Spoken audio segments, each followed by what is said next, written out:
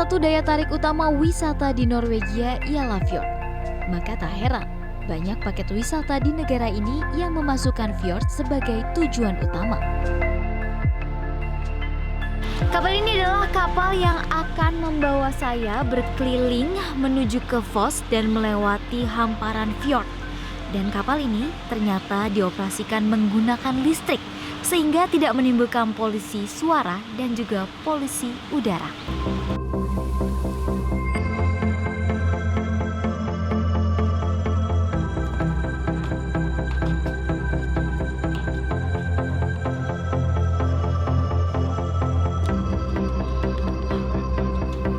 Mungkin banyak yang masih awam dengan kata fjord. Fjord sendiri berasal dari bahasa Norwegia dan merupakan teluk yang berasal dari lelehan gletser atau tumpukan es yang sangat tebal dan berat. Kemunculan fjord dipercaya terjadi pada zaman es. Fjord sendiri banyak ditemukan di negara Skandinavia dan Amerika Utara.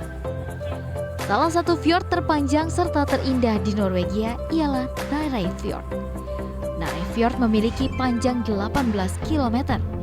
Butuh waktu 2 jam dengan krus untuk menikmati salah satu situs warisan dunia UNESCO ini. Kapal yang saya naiki ini terbilang sangat modern karena selain tadi menggunakan listrik untuk mengoperasikannya, tapi juga bisa dilihat dari interiornya. Kekinian dan juga nyaman. Nah, kalau untuk pengunjung ini harus memperhatikan karena membuang sampah di sini harus sesuai dengan peruntukannya. Kalau kita lihat di sini adalah untuk sampah botol, bisa botol kaleng, plastik. Sesuai dengan bentuknya ini ada botol. Kemudian untuk sampah basah, di sini ada lambang apel dan membuangnya di bagian yang bulat ini. Dan untuk sampah lainnya ini bisa dibuang ke bagian yang kotak ini. Nah, kalau untuk bicara fasilitas juga sangat lengkap karena di sini ada sebuah kafe. Menjual berbagai macam makanan khas Norwegia. Bisa dilihat di sini ada sosis, tidak ketinggalan juga ada pastry-nya dan berbagai pilihan minuman. Jadi kalau ingin naik kapal ini tidak perlu takut kelaparan karena ada kafenya. Banyak hal menarik yang bisa kita lihat saat melintas Nærøyfjord. Di antaranya sejumlah desa kecil dengan penduduk yang tinggal di kawasan ini.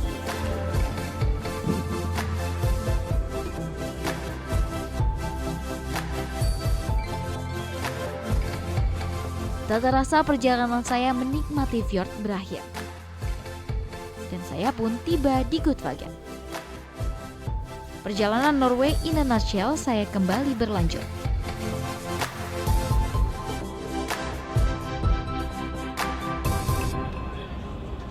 Kini saya harus naik bus menuju Voss selama 1 jam.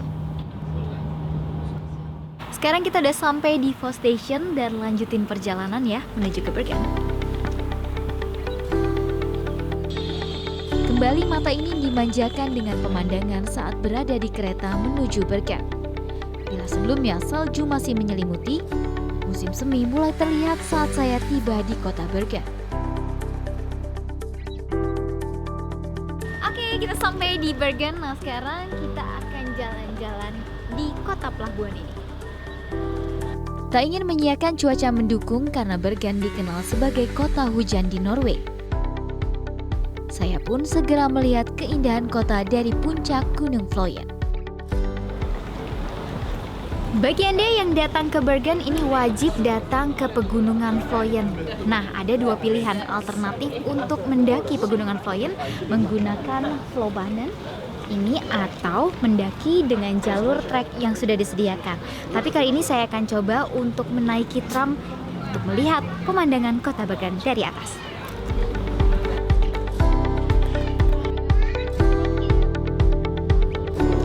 Nah, untuk kita yang ingin naik tram ini Anda perlu mengeluarkan biaya untuk dewasa pulang pergi ini sekitar 160.000. Kemudian untuk anak-anak pulang pergi ini sekitar 85.000. Harganya cukup terjangkau.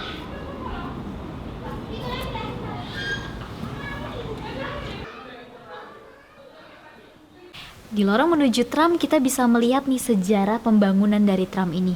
Mulai dari awalnya pada tahun 1915 tram ini dibangun, treknya, kemudian ada beberapa contoh kereta tram yang akan membawa kita ke atas sana mulai dari tahun 1954 hingga tahun sekarang.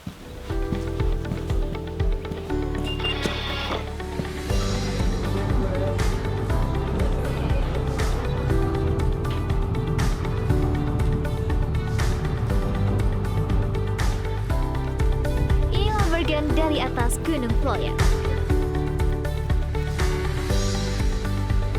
Setibanya di puncak Ployan, wisatawan dapat menikmati landscape kota pelabuhan yang kaya sejarah sambil duduk santai di bangku yang disediakan.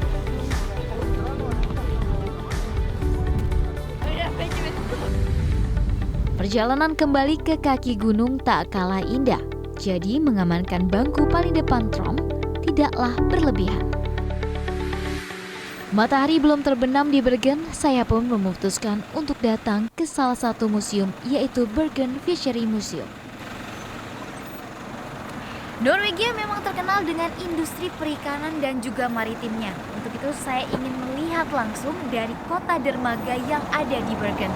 Di sini saya akan mulai perjalanan dari Museum Perikanan.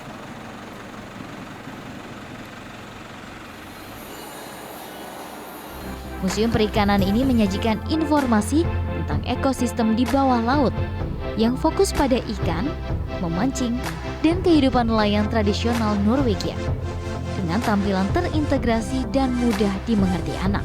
Salah satu ikan yang paling banyak dikonsumsi warga lokal Norwegia ialah ikan koi. Bisa dibilang, ikan ini juga punya sejarah panjang di negeri maritim ini. Ada fakta menarik di museum ini.